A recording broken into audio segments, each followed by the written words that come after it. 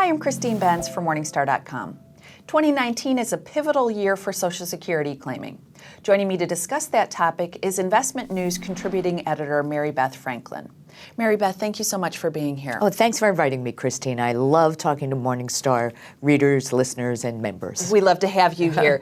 So you say that 2019 is really a pivotal year. Let's talk about why that is, especially for people who are reaching what Social Security refers to as full retirement age in 2019. Correct. There is a valuable claiming strategy available to married couples and, in some cases, eligible divorced spouses that can maximize a couple's lifetime benefits.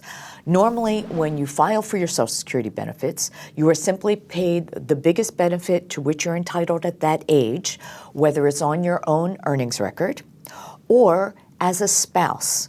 Because if I'm married to a husband who has a Social Security benefit and I never work outside the home, I may not have a benefit on my own record, but the fact that I'm married to him means I'm entitled to a spousal benefit that's worth up to half of his amount. So why is 2019 a big deal?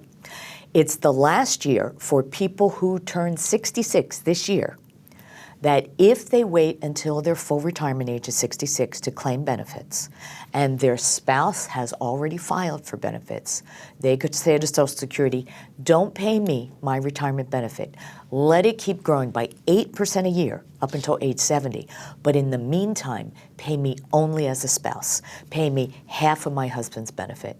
Pay me half of my wife's benefit while my own retirement benefit continues to grow. And that won't affect my eventual benefit on my own work record at all, right? Correct. And okay. The value of delaying my own retirement benefit, if I wait till 70, the difference between collecting at 70 versus my full retirement age is an extra 32% That's huge. In Social Security benefits. Huge. And that's guaranteed cost of living adjusted income for the rest of my life. Okay. So the name of the game, though, is that you have to be reaching full retirement age in 2019. 2020, this maneuver is going away. Right. I am one of those people who will turn 66 in 2020.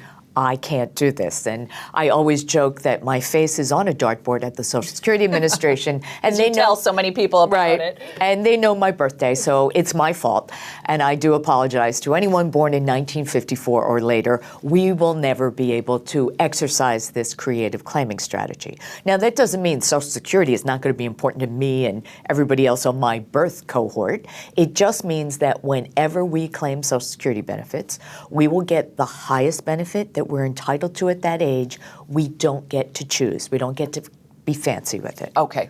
So let's discuss, we talked about married couples, why they might consider it.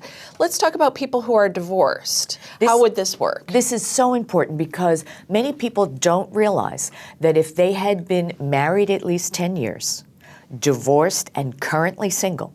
Now, you may have married somebody in between and that marriage end, Social Security considers you currently single.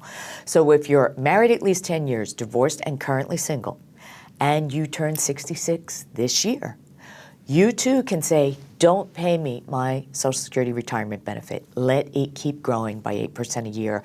Pay me only as a spouse on my ex's earnings record.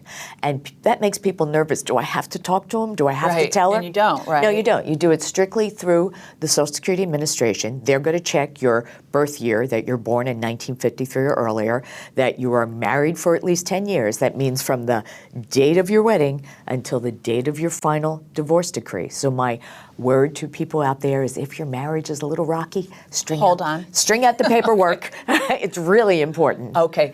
And this would also apply even if your spouse had married other people in between the time that you and he were married, still be eligible for this? Well, whenever these marriage restrictions apply to the person who is claiming benefits, okay? So say my husband was married, divorced, now he's married me again. So all bets are off with that first spouse. It's just the two of us. He has claimed his benefit.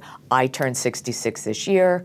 I can say, give me your benefits. If he and I were married at least 10 years and we're divorced now, even if he remarries, doesn't marry, I'm currently single, I can say, give me half of his benefits. Okay, got it. How about surviving spouses, so widows and widowers? How does this restricted claiming option work for them? This is the most important message I'd like to get out to the whole Morningstar audience. All these claiming changes were a result of something called the Bipartisan Budget Act of 2015. That's what put these rules into effect. That legislation did not change the fact that if I have my own retirement benefit and I am a widow or widower, I am entitled to two benefits, perhaps, on my own retirement record and as a survivor benefit. And depending on my age when that event happens, I may be able to claim my own retirement benefit first and switch to survivor benefits later, or vice versa. Okay. And whichever is going to be most beneficial to me, those rules have not changed. Unfortunately, not everyone at Social Security knows that. And I've been hearing from all sorts of readers and financial advisors who are saying, I'm a widow, I went to Social Security, they tell me I can't do this. And I think, you're wrong. Keep pushing. Keep pushing. Go to the Social Security website, ssa.gov, and in the search box, put widow or widower, and you will get information that will come up that will tell you what your rights are. Okay, Mary Beth, super helpful information. Thank you so much for taking the time to be here. Thank you. Thanks for watching. I'm Christine Benz from Morningstar.com.